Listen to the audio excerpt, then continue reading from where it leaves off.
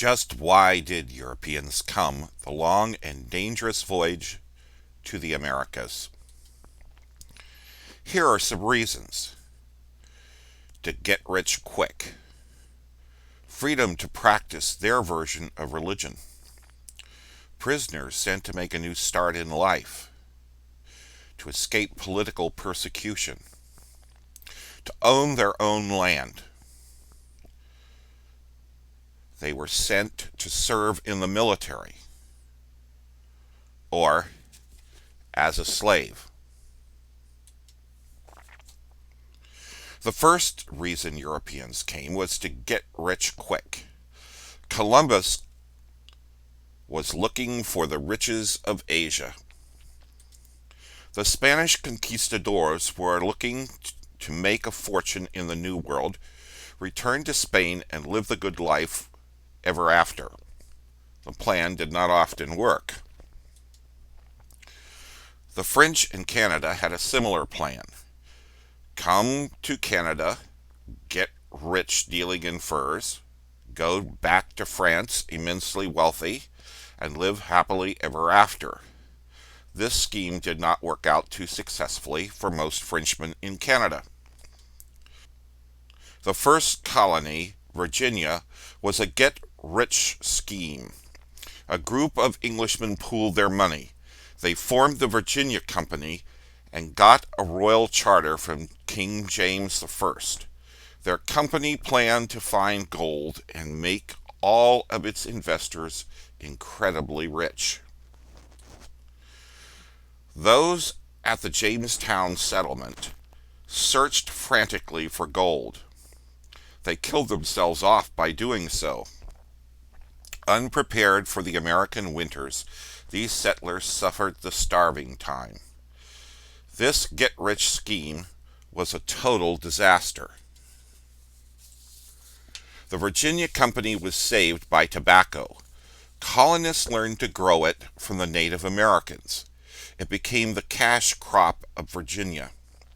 The colonists grew it and sold it to English merchants in return for the only money they would earn that year. Still, tobacco brought in good money, and some Virginians eventually became tobacco plantation owners. The second major reason Europeans came to America had to do with religion.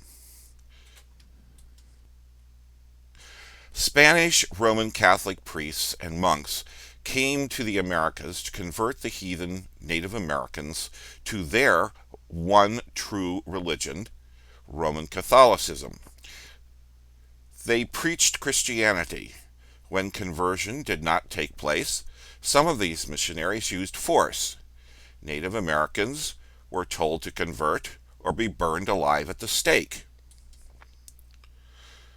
French Roman Catholic missionaries also came to Canada. They too worked to convert the Native Americans to Roman Catholicism. They did not, however, burn those who did not convert. Religion was also a reason many English came to the American colonies. Henry VIII had broken with the Roman Catholic Church. He created the Church of England. It was a Protestant church with Henry VIII as head of the church, but it retained many of the ceremonies of the Roman Catholic Church. Some Protestants in England believed that the Church of England was still too Roman Catholic in practice. They wanted to rid the Church of England of all Roman Catholic-like ceremonies and practices.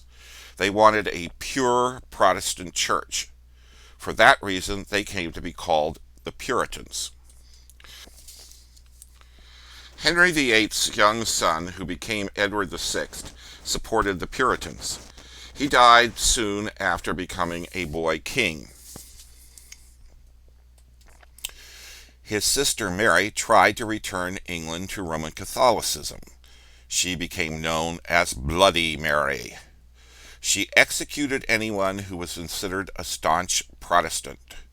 She was not queen for long. She died of cancer. Henry VIII's second daughter, Elizabeth, became Queen Elizabeth I. Elizabeth played off the Puritans against the Church of England Protestants during her reign. When she died, James I became king. He decided early on it was time to do something dramatic about the pesky Puritans. He told them to get with the program. They could conform to the Church of England practices, be kicked out of the country, or be jailed and executed. Puritans decided on self-exile. The ones known as the Pilgrims first went to the Netherlands. They did not want their children to become Dutch. They returned to England to prepare for a trip to the New World.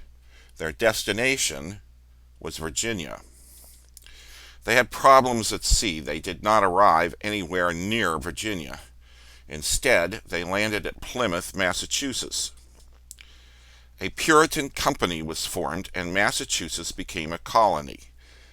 Massachusetts Bay Colony. For those of the Puritan religion.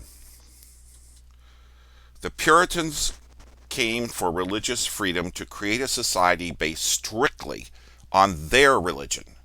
They had no desire to give religious freedom to anyone who was not a Puritan. That resulted in problems. Some in Massachusetts began to have ideas at odds with the Puritan leadership. They were quickly booted out of Massachusetts. The most important of these was Anne Hutchinson and Roger Williams. They formed new colonies, the colony of Connecticut and the colony of Rhode Island and Providence Plantation. Further south, two more colonies were founded for religious reasons. There was Maryland. It was founded under a charter given to George Cavendish, Lord Baltimore. Maryland was to be a colony to which English Roman Catholics could go and escape persecution in England. North of Maryland was a very large colony, Pennsylvania. It was a private colony owned by a man named William Penn.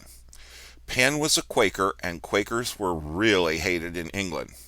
Penn's father was not a Quaker. He was an English admiral who loaned money to the English king. William Penn took the land of Pennsylvania in payment for his father's loan. Penn wanted to create an open colony with religious freedom for any person believing in the Christian Trinity. He called it his holy experiment. Only Connecticut was freer when it came to religion.